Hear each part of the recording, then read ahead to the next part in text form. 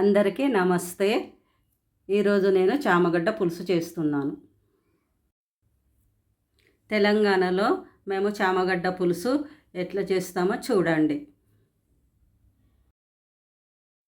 ఇప్పుడు స్టవ్ ముట్టించుకొని మనము బగోన పెట్టుకుంటాం. ఇప్పుడు బగోన్లో మనము 3 స్పూన్లు ఆయిల్ వేసుకోవాలి.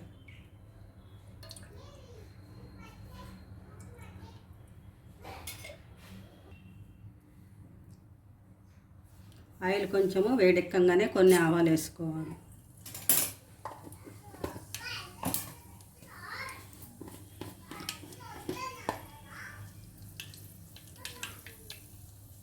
ఆవాలు కొంచెం చిటపట్లాడంగానే మళ్ళీ కొంచెం జీలకర్ర వేసుకోవాలి.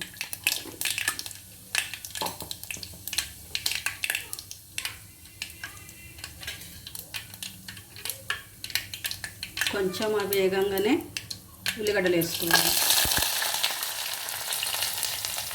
ఉల్లిగడ్డ, కరివేపాకు, పచ్చిమిర్చి.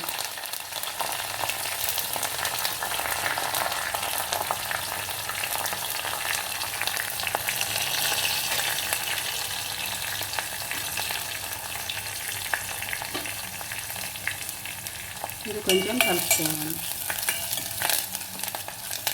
ఇది కొంచెం ఎర్రగా కానివ్వాలి. ఇప్పుడు కొంచెం కలుపుకొని ఉల్లిగడ్డలు మంచిగా కొంచెం వేగినాయి. దీంట్లోకి 1 టీ స్పూన్ అల్లం వెల్లిపాయ పేస్ట్, 1 చిన్న టీ స్పూన్ పసుపు. ఇది పసుపు అల్లం వెల్లిపాయ పేస్ట్ ఒకసారి కలుపుకొని ఇప్పుడు దీంట్లో 1 టీ స్పూన్ ఉప్పు వేసుకోవాలి. ఉప్పు వేసుకొని కలుపుకున్నాక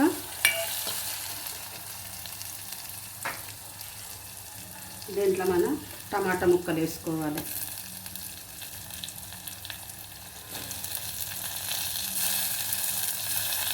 టమాటా ముక్కలు ఒకసారి మంచిగా కలుపుకోవాలి. ఒక 2 నిమిషాలు టమాటాను ఉడకనివ్వాలి.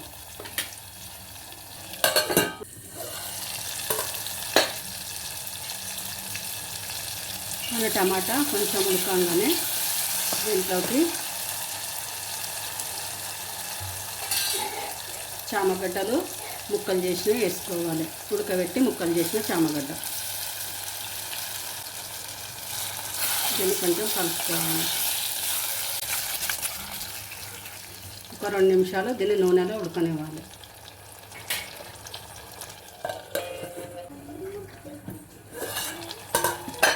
ఇప్పుడు ఈ చామగడ్డను ఒకసారి కలుపుకోవాలి. ఇప్పుడు దీంట్లోకి మనము ఒక 3 స్పూన్ల కారం వేసుకోవాలి.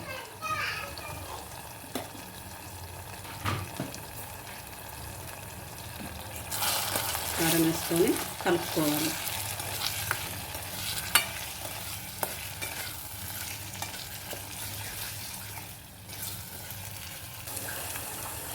ఒక నిమ్మకాయ అంతా చింతపండు పిసికి పోసుకోవాలి.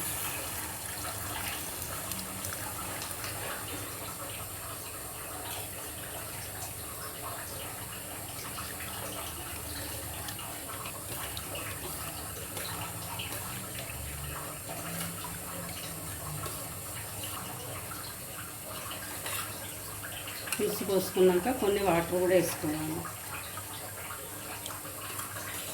దీన్ని బాగా మసలనివ్వాలి. సిమ్లో పెట్టి కొంచెం పొంగు రాగానే సిమ్లో పెట్టేసి మసలనివ్వాలి. ఇప్పుడు ఇది చామగడ్డ పులుసు మసులుతుంది. దీంట్లోకి ఇప్పుడు మనము ధనియాలు, జీలకర్ర, మెంతుల పొడి వేసి కలిపి మసలనివ్వాలి.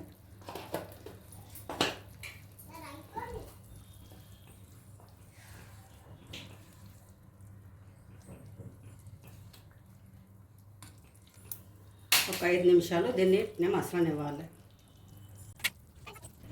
ఇప్పుడు మనకి ఇది ఒక 5 నిమిషాలు మంచిగా మసలింది. ఇప్పుడు దీంట్లో ఉప్పు కలిసిందో లేదో ఒకసారి టేస్ట్ చేసుకుందాం.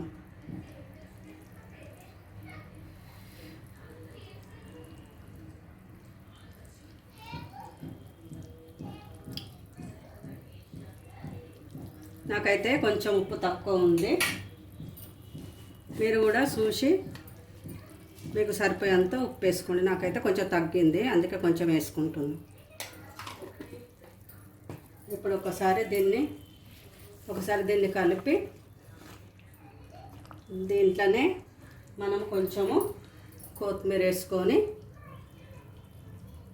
వేసుకొని దీన్ని కలుపుకొని ఒక 2 నిమిషాలు అయిపోతే మన చారు రెడీ అయిపోయింది.